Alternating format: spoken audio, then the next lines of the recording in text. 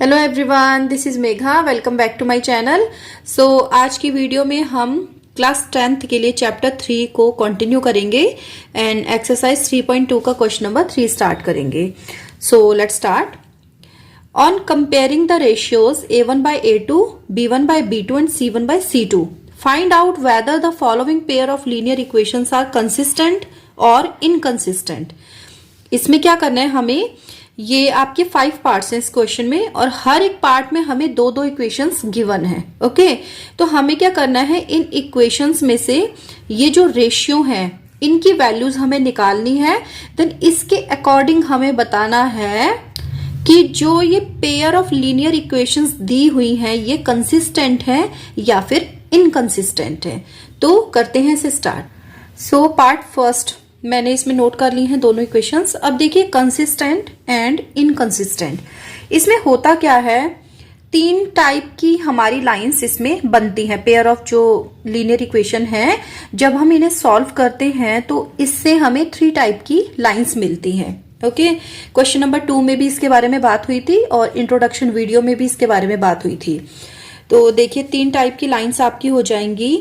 एक तो होता है आपका इंटरसेक्टिंग लाइंस, इंटरसेक्टिंग लाइंस।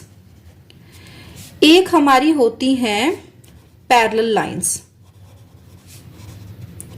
और एक आपकी हो जाएगी थर्ड टाइप की कोइंसिडेंट लाइंस। ये लाइंस हमें कब मिलेंगी, जब हम इन इक्वेशंस को सॉल्व करेंगे। उसके बाद हमें ये फर्स्ट इक्वेशन से एक लाइन मिल जाएगी, सेकंड इक्वेशन से दूसरी लाइन मिल जाएगी। तो पता लगेगा कि वो दोनों लाइन एक दूसरे को इंटरसेक्ट कर रही हैं, वो दोनों एक दूसरे के पैरेलल हैं या फिर दोनों एक दूसरे के कोइंसिडेंट हैं। अब इंटरसेक्टिंग लाइन आपको पता ही है एक दूसरे को क्रॉस करती हैं। जैसे अगर एक लाइन ये है तो दूसरी ऐसे करके एक दूसरी को, फर्स्ट वाले को क्रॉस कर देगी। पैरेलल का मतलब अगर एक लाइन ऐसे जा रही है तो दूसरी भी इसके बिल्कुल सेम गैप पे चलती रहेगी, मतलब इसके बीच की जो डिस्टेंस है ये कभी भी चेंज नहीं होगी। ओके, और कोइंसिडेंट लाइन होती हैं, जैसे अगर एक मैंने ये लाइन फर्स्ट वाली ड्रॉ की तो जो दूसरी लाइन होगी वो एग्जैक्टली इसके ऊपर लाई करेगी। ओके, अब देखिए हमारे पास कि कौन कौन से रेशियो थे, A1 by A2, B1 by B2 and C1 by C2। Okay, intersecting lines में क्या होता है कि जो A1 by A2 होता है उसकी वैल्यू नॉट इक्वल्स टू होती है B1 by B2 के। जब लाइंस एक दूसरे को इंटरसेक्ट करती हैं तो इस टाइप की लाइंस को हम कंसिस्टेंट लाइंस भी कहते हैं, कंसिस्टेंट। ओके, और जब लाइंस होती हैं आपकी पैरेलल तो कैसे पता चलेगा पैरेलल है या नहीं है, इसके लिए A1 by A2 की वैल्यू होती है equal to B1 by B2 के और ये नॉट इक्वल्स टू होती है C1 by C2 के। और जब लाइन पैरेलल है दोनों तो इसका मतलब है कि वो दोनों इनकंसिस्टेंट हैं।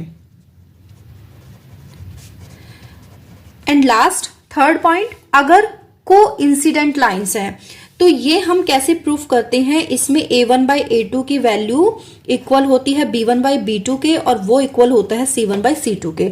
इसका मतलब तीनों रेशियोज की जो वैल्यू है वो इक्वल होती है और जब लाइंस कोइंसिडेंट है तो इसका मतलब है कि ये कंसिस्टेंट लाइंस भी होंगी। इसका मतलब क्या हुआ कि अगर लाइंस इंटरसेक्टिंग होंगी तो भी कंसिस्टेंट होंगी और कोइंसिडेंट होंगी तो भी कंसिस्टेंट होंगी, बट पैरेलल हुई तो इनकंसिस्टेंट होंगी।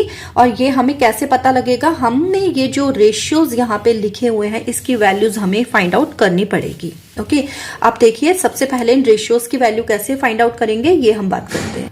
देखिए एक जर्नल इक्वेशन होती है, क्वेश्चन नंबर 2 में भी इसकी बात हुई थी। जर्नल फॉर्म होती है इक्वेशन के लिए ax plus b y plus c is equal to 0 होता है, बट यहाँ पे क्योंकि हमारे पास 2 इक्वेशंस गिवन हैं तो हम जो इनके वेरिएबल्स के साथ जो नंबर्स होते हैं उसमें 1 और 2 डाल के इनकी इक्वेशंस लिखते हैं। तो फर्स्ट हो जाएगी a1x plus b1y plus c1 is equal to 0 और सेकंड के लिए हो जाएगी a2x plus b2y plus c2 is equal to 0। अब हम क्या करेंगे, अब जो इसमें वेरिएबल्स हैं सेम हम इसमें कंपेयर करेंगे तो a1 b1 c1 a2 b2 c2 की वैल्यू हमारे पास आ जाएगी। फर्स्ट वाली से कंपेयर करते हैं, देखिए a1 x यानी कि x का वेरिएबल है, तो यहाँ पे x का वेरिएबल ये रहा। ओके, तो a1 किसके साथ है, x के साथ, तो यहाँ x के साथ कौन है, 3। इसका मतलब a1 की वैल्यू आ गई 3। b1 किसका है, y का, तो b1 की वैल्यू यहां से हम देखेंगे 2, और c1 की वैल्यू देखिए कितनी आ जाएगी। अब देखिए इधर जो c1 है ये इस साइड है, अगर मैं इस इक्वेशन को सही करके लिखूं तो ये हो जाएगी 3x + 2y - 5 = 0, है ना। तो c1 की वैल्यू कितनी आ गई, -5। सेम वे में हम इस वाली इक्वेशन को भी लिखेंगे तो ये हो जाएगी हमारी 2x - 3y - 7 = 0। It means a2 की वैल्यू तो 2 आ गई, b2 की वैल्यू आ गई -3 एंड c2 = -7। क्लियर। नेक्स्ट काम क्या है हमारा, तीनों के तीनों रेशियोज की वैल्यू फाइंड आउट करना। a1/a2 ये हमारा आ जाएगा 3/2, ये वैल्यूज हम फिल कर देंगे। b1/b2 ये कितना आ जाएगा हमारा 2/-3 एंड c1/c2 = आ गया -5/-7 यानी कि 5/7। माइनस से माइनस कैंसिल हो गया। अब देखिए कौन सी वाली इसमें से जो हमारी कंडीशन है वो सेटिस्फाई हो रही है। देखिए कोई भी वैल्यू एक दूसरे के इक्वल नहीं है, इसका मतलब है हमारी फर्स्ट वाली जो कंडीशन है ये सेटिस्फाई हो जाएगी। ठीक है, क्योंकि इस वाली के लिए एटलीस्ट a1/a2 और b1/b2 इक्वल होने चाहिए थे, बट वो भी इक्वल नहीं है। इट मीन्स हमारी फर्स्ट वाली कंडीशन हो गई इसमें सेटिस्फाई। तो ये कैसी लाइंस हो गई, कंसिस्टेंट लाइंस हो गई। तो हमें इसमें यही चीज बतानी थी। So lines are consistent. Okay, first part हमारा आंसर आ गया है। अब करते हैं इसका सेकंड पार्ट। अब इन लाइंस को, इन इक्वेशंस को हम पहले तो स्टैंडर्ड फॉर्म में लिख देते हैं। स्टैंडर्ड फॉर्म मतलब सारे के सारे जितने भी नंबर वेरिएबल सारे एक साइड आएंगे। तो ये हो जाएगी 2x - 3y - 8 = 0, और ये वाली हो जाएगी 4x - 6y - 9 = 0। अब नेक्स्ट काम, जितने भी इनके कॉफिशिएंट्स हैं उन सबकी वैल्यूज लिखना। तो इस फर्स्ट वाली इक्वेशन में से a1 की वैल्यू आ गई 2, b1 की वैल्यू आ गई -3 एंड c1 की वैल्यू आ गई -8। और ये सेकंड इक्वेशन में से a2 आ गया हमारा 4, b2 आ गया -6 एंड c2 आ गया -9। नेक्स्ट काम क्या करना है, इनके रेशियोज की वैल्यूज निकालनी है। a1/a2 कितना आ जाएगा 2/4। सो 2 1 जा 2, 2 2 जा 4, यानी कि ये तो आ गया 1/2। नेक्स्ट होगा b1/b2, ये आ गया -3 डिवाइडेड बाय -6, माइनस से माइनस कैंसिल, 3 1 जा 3, 3 2 जा 6, ये भी आ गया 1/2।